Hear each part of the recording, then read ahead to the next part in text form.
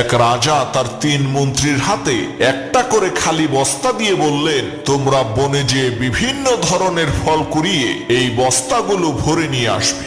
রাজার কথা মতো 3 মন্ত্রী জঙ্গলে চলে গেল। 1 নম্বর মন্ত্রী শুধু ভালো ভালো ফল দিয়ে বস্তাটা পূর্ণ করলেন, আর 2 নম্বর মন্ত্রী চিন্তা করলেন রাজা তো সব ফল দেখবেন না, তাই তিনি বস্তার নিচে গাছের পাতা দিলেন আর উপরে কয়েকটা ফল দিলেন। আর 3 নম্বর মন্ত্রী চিন্তা করলেন রাজার বস্তা খুলে দেখার এত সময় নাই, তাই তিনি রাজাকে ধোঁকা দেওয়ার জন্য জঙ্গলের মরা কাঠ পাতা হাবিজাবি দিয়ে বস্তা ভরে ফেললেন। তো 3 মন্ত্রী রাজদরবারে উপস্থিত হলো। রাজামশাই ঘোষণা করলেন এই 3 জনকে 7 দিনের জন্য কারাগারের আলাদা আলাদা কক্ষে পাঠানো হোক।